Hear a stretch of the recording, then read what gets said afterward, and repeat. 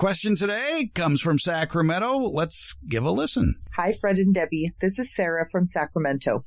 My question is about jumping worms.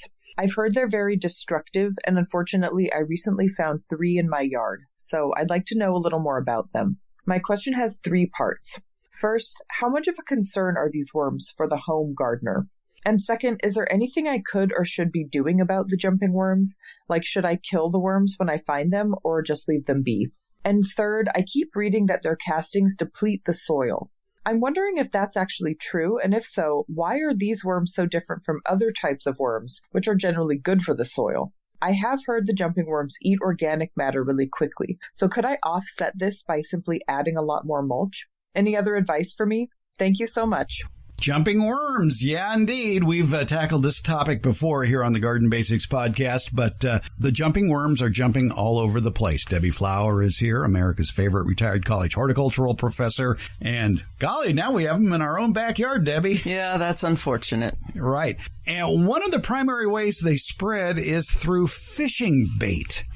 And if you go to a bait shop, you may see worms intended for fishing go by a variety of names like jumping worm or Asian jumping worm or crazy worms or Alabama jumpers or snake worms.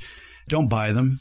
Right. And if you do buy them and you have bait left over at the end of your little trip, get rid of them. Yes. Put them in the trash. Jumping worms, as the caller said, basically they kind of destroy organic matter because they have a rather big mouthpiece. Super, super, super fast. And that's the problem. Regular earthworms that we're used to and maybe keep in our house to consume our kitchen waste also consume organic matter, but they do it much more slowly. And when the jumping worms consume all the organic matter on the surface of the soil, especially in forests or places around, lakes, natural areas, then there is no organic matter on the surface of the soil that allows other plants, typically they're native plants in those situations, to establish and grow. And so it's causing fast destruction of the mulch layer, is causing destruction of the native plants. And they live very shallowly, unlike earthworms Right. that tend to go vertically. The jumping worms tend to live horizontally. Yes, just below the mulch layer and on top of the soil. And that's one way to identify them. If you find a worm there, along with their poop, their feces, their black, crumbled, looks like coffee almost, then that's probably a jumping worm. They're also recognizable because they do jump, and they have a white collar that goes all the way around one end, close to one end of the worm itself. Much like a night crawler, which is also used as bait, has a collar, but in the night crawler, it's kind of a pinkish color. And in the jumping worm, it's a white color, and it is smooth. It doesn't have any ridges in it. It's interesting how it's spread rather quickly. It was first reported back in around 1950, 1960 in the United States. It started off in the east, jumped over to the central states, and that's where it has changed the soil composition there in areas where it is living.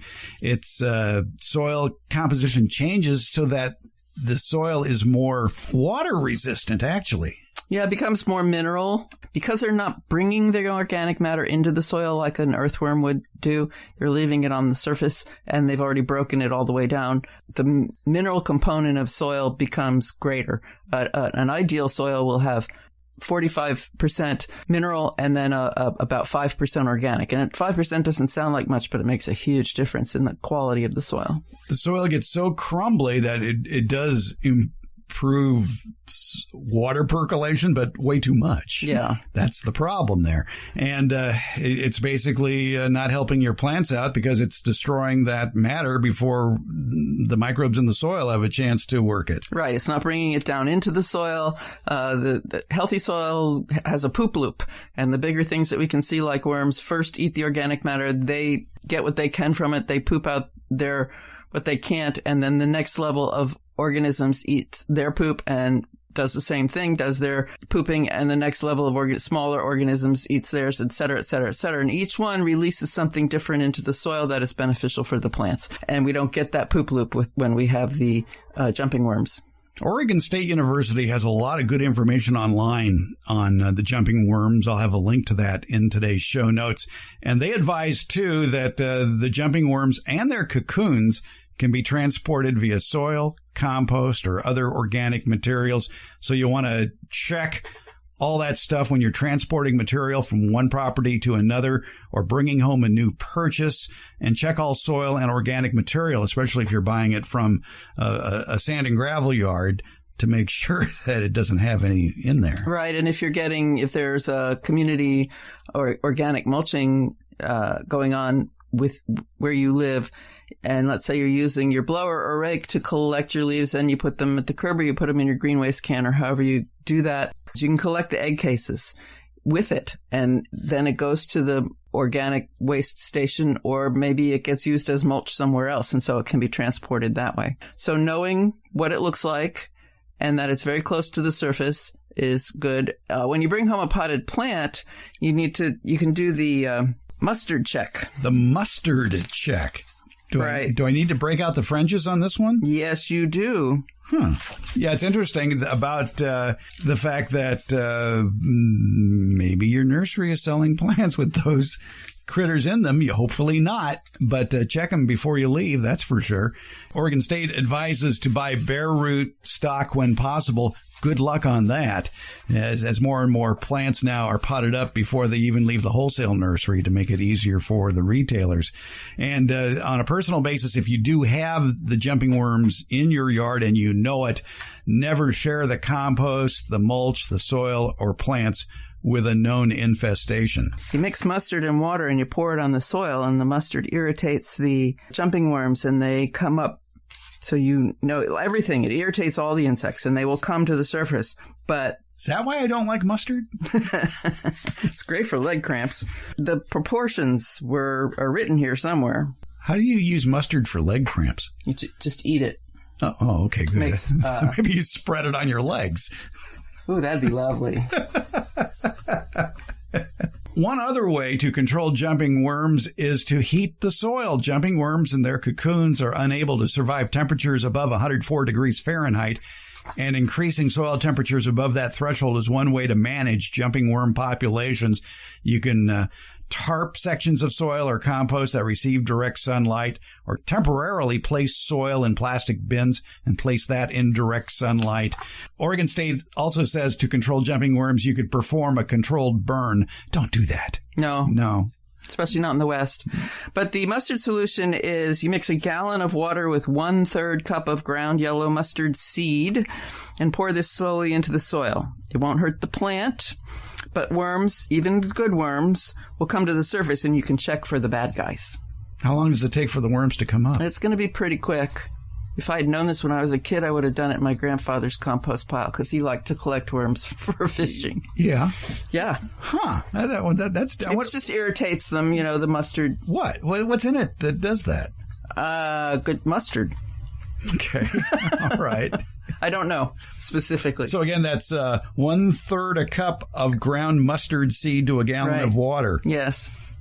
And dump that on your garden soil if you think you have jumping worms. One way of bringing them in is having them come in a container plant. So if somebody was using compost as the mix, some grower was using compost as the mix, or they set the containers on the ground, which is a no-no. There should be gravel, etc., but under the pots, and the worms crawled in the drain holes, let's say.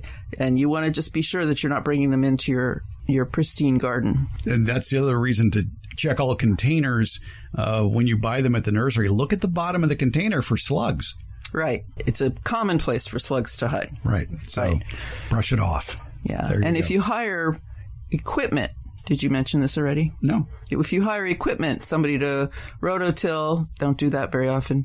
Maybe you're starting a garden, or somebody to aerate your soil, or if you're in the business and you're bringing in even bigger equipment that has tracks, etc., or big tires, write in the contract that you want it to come in clean, soil-free, and leave clean. That way it's not bringing the worms to you, or weed seeds for that matter, and it's not taking whatever's in your yard to the next person. And that also goes, if you have jumping worms, check your shoes, because you don't want to be moving them around the yard. Yes. So there's no particular control right now. There's no chemical. There's no one shot fits all. So we have to be aware of them. We have to look for them. We have to do what we can to prevent spreading them. The handout from Oregon State University called Jumping Worms, A Guide to Identifying a New Invasive Species. We'll have a link to that in the show notes, and it has pictures of the worms. We'll also have links to videos of the jumping worms, too, where you can watch them jump so you have a good idea of what you're dealing with. And yes, indeed, they do jump. So jumping worms, they're jumping into a garden near you, so be on the lookout. Unfortunately, yeah. Debbie Flower, thank you. You're welcome, Fred.